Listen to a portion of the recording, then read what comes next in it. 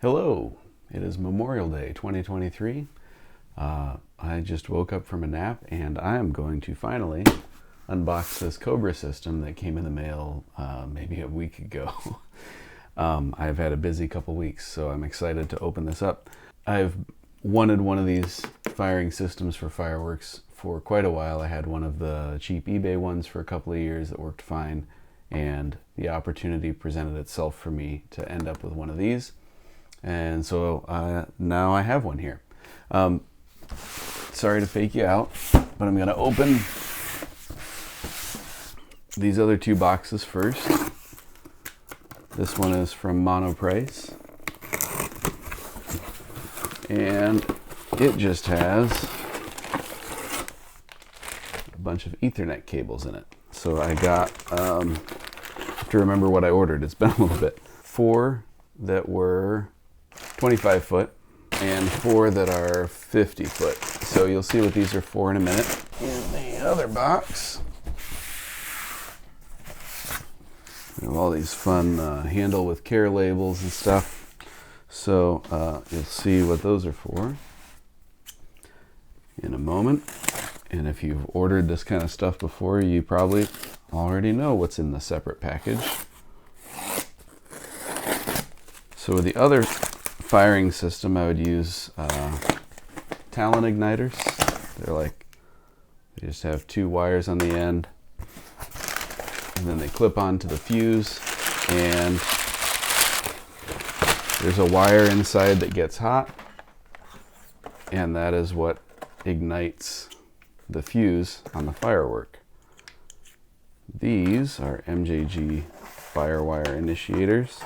They're very similar in function to E-match, which is how a lot of professional effects are ignited. However, these can be purchased by regular consumer fireworks folks like myself. These have a tube on the end, so you can actually just stick your fuse into the end here, and when it ignites, this stuff will burn, light the fuse, and you're off to the races. On the other end, they have a quick plug connector, which it doesn't want to focus on. Anyway, you'll see how this plugs in too.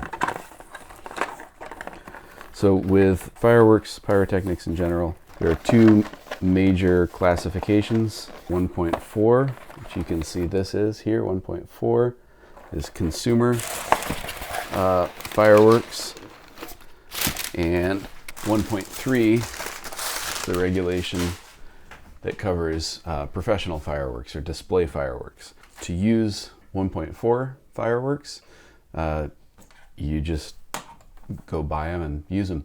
For 1.3, it's a little more complicated. You have to acquire a license from ATF, Bureau of Alcohol, Tobacco, and Firearms. It's covered under the firearms part because they're explosive devices. The license, there are a couple different licenses you can get. The most common one is a Type 54 license. It gives you permission to purchase and handle these higher level fireworks. I do not have that yet. I wouldn't mind it at some point, but for now, I'm just excited to have a more reliable way to fire off the 1.4 product that I use for my shows. I typically do about 2 shows per year.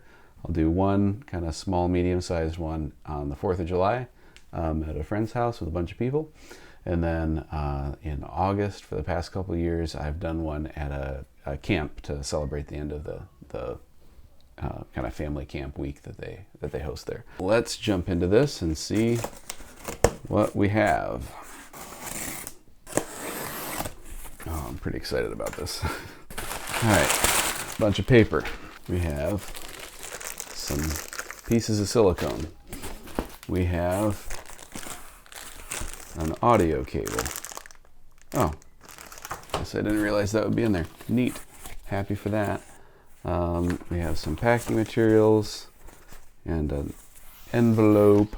Oh, okay, I know what these are for attaching your antenna through. Well, I'll come back to all the little stuff in a minute. Not enough room to set everything. And some more, and some more. I'll come back to that too. Hi. And then we have that box. And this box and this box and this box. These three are all the same. I'll open those up first. As you can see, COBRA 18M. So this is the module. So the firing system, you have the remote and you have the module. The remote is what does the controlling, the module is what does the firing. So in this case, we have three 18Ms, very nicely packaged with this foam material around it. Oh, it's the key. Neat. Here's the antenna. Here is the module. So it's pretty simple electronically in the sense that there's kind of several different circuit boards that connect together, and then there's a section for batteries. This takes 3 9-volt batteries, it looks like. You can also get ones that have lithium polymer batteries or LiPo batteries like a lot of remote controlled vehicles use. So in this case, it's an 18M, 18Q module. Each igniter that you would light off is associated with a Q.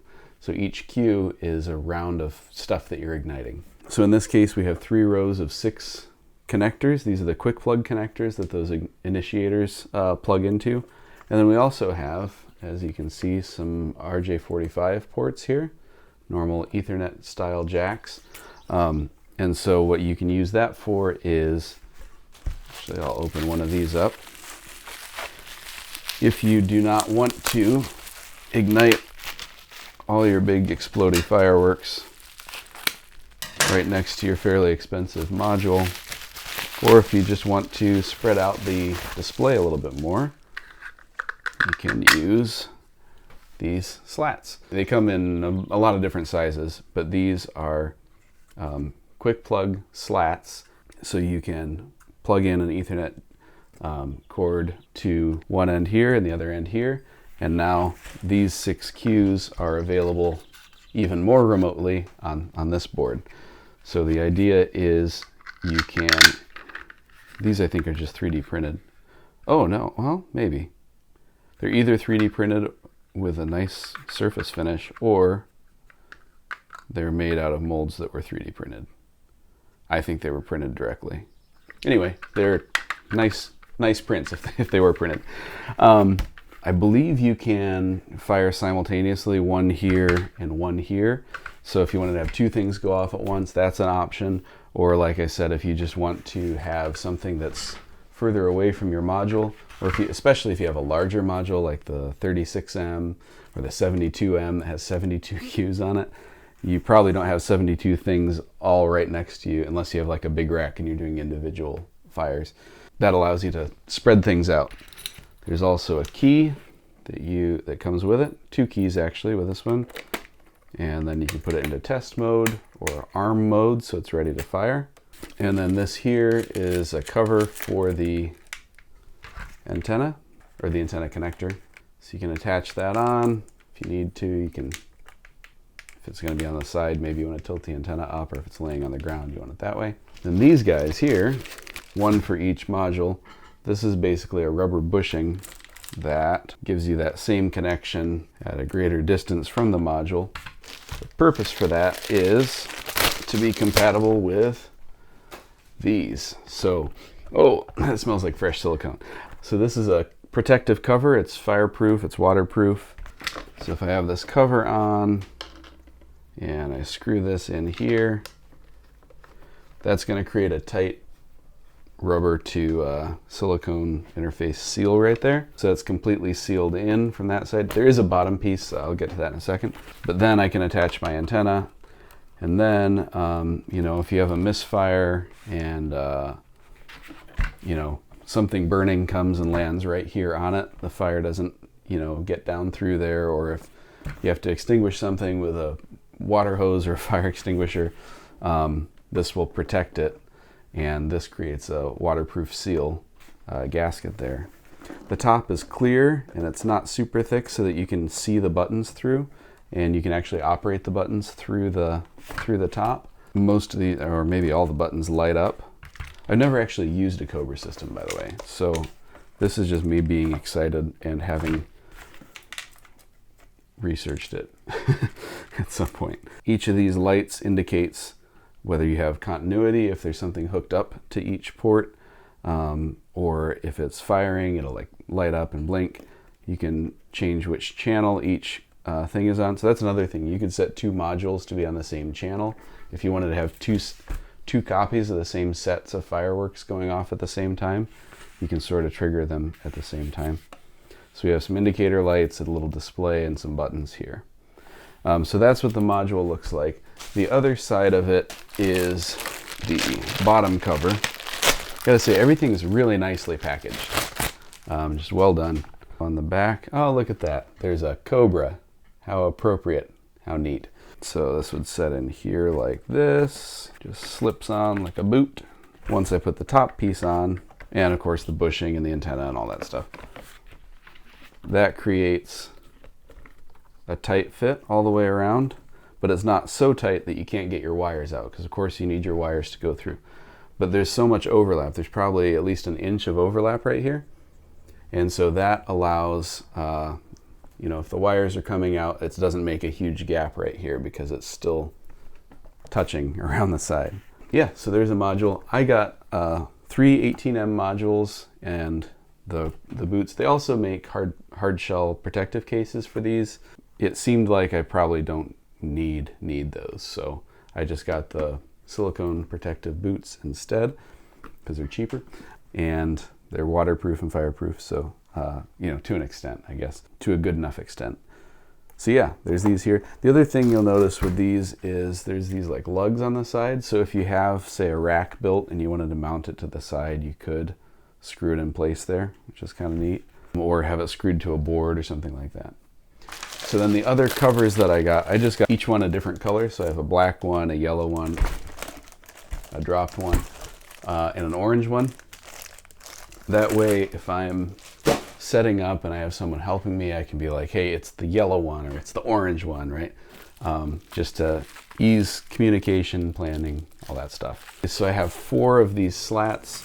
Obviously, I could use up to 9, 3 on each of the 3 modules, or even more actually, because you can daisy chain them. If I wanted to have multiple things firing at a time, I could use more, but for the shows that I do, I just thought having 4 would be a great way to start, and if I find that I need more in the future, I can get more. So those are the modules, and here we see remote armored case, so you will get to see what one of the hard shell cases looks like, as well as you can see here, the 18R2. Again, with the nice packaging and consistent sort of presentation, I guess.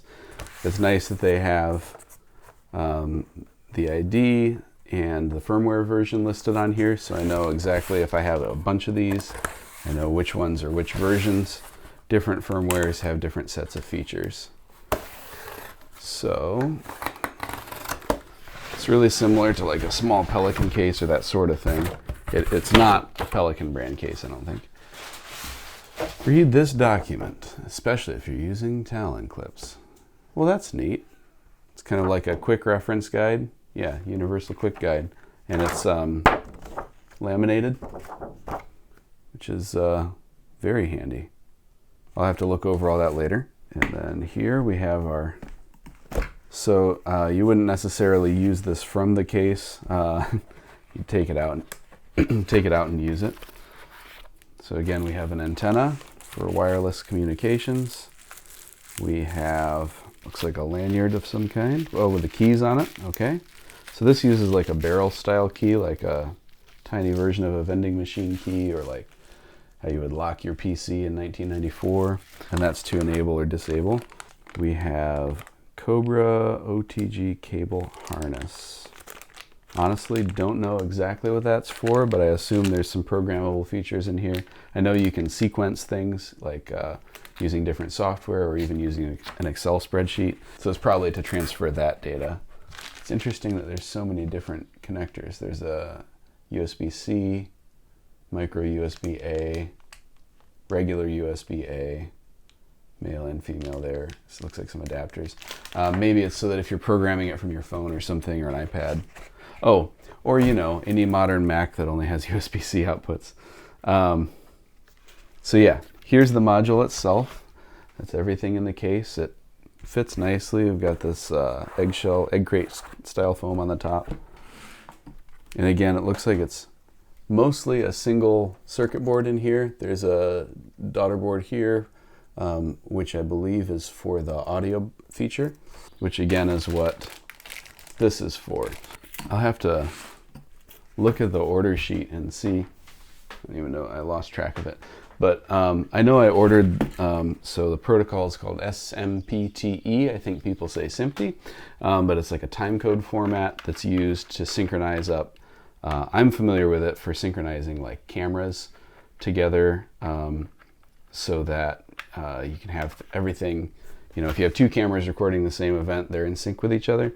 It can be used for a lot of different things, but you can use, you can create your show to be sequenced over time, and you can create what's called pyro musicals, where you are synchronizing your fireworks with an audio track. And so you can use SMPTE to do that. That's not something I've ever done before, but I thought I may want to in the future, and I had enough in the budget to add the feature to this now rather than having to either send it in later or get this thing and retrofit it myself. So I thought I might as well just go for it. There's your USB port for updating stuff. Right here on top, same kind of connector as before, with a little cap on it, which I think was maybe an add-on, but it was like a $2 or something. So I thought, why not keep junk out of the connector? So there's the antenna on there. And then again, you have your lights so that when you're looking through, you know, if I have the 18R2, which is the remote version 2, connected to one of my 18M modules, I can see the status of those 18 lights on the module right from here. And I can go through my different modules, and then I can just press the button to fire the effect, or I can program something in. You can either program it according to a time sequence, like I said before, or you can program the order you want things to fire in, and then be able to just step through, step.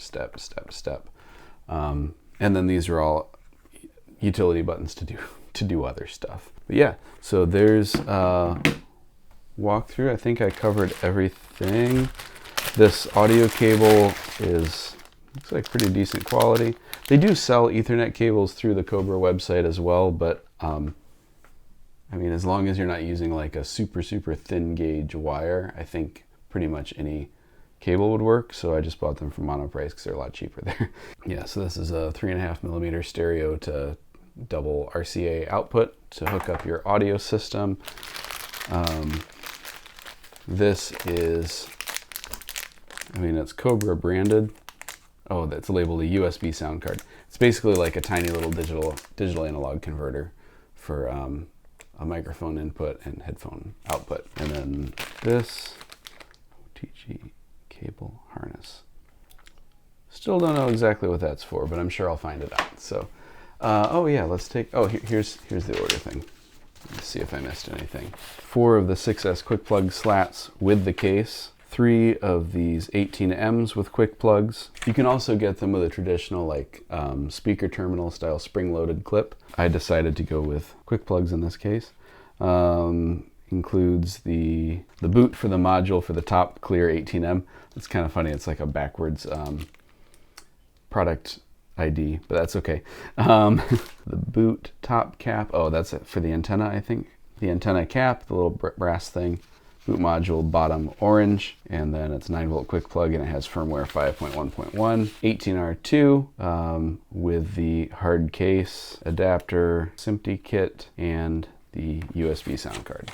So yeah, there's that. And then I guess last I'll open up this because it looks very nice and important, so I guess I'll open that in the video too. Script error codes. Ah, okay. Dear COBRA customer, we would like to thank you for your purchase. You got it, Scott. I'm not friends with him, I just know his name because it's written here. We pride ourselves on providing the highest level of product quality and customer service. If you have any questions, issues, or concerns, please email me direct or call me anytime. He provides the contact info there. Always dry run your 18R2 scripts. Good advice. Guess I'll try that out. Pre-show checklist. That is handy. information about different modes, checking signal strength, battery levels, things like that. Pre-show checklist, battery requirements. Oh, that's neat. A calculator for how many of either an E-match or Talon igniter you can put together on a single queue and have it still fire correctly. An error code reference sheet, information about scripting, and then as I saw when I first opened it, script error codes. So that's great to have hard copy documentation of all the most important kind of things that you would need on short notice if something's starting to go wrong with your show planning or whatever. I'll put that back in later. Anyway, I'm going to do my best to trim out unnecessary shuffling in this video, because right now it's 26.5 minutes long, and I don't think you want to watch a video that long. So I hope you enjoyed seeing the unboxing. I never really found anything similar to this when I was kind of trying to learn about these systems, and so I thought, hey, maybe the internet wants an unboxing video for this. Maybe I just didn't look hard enough. Anyway, hope you enjoyed it. Have a great day. See you later.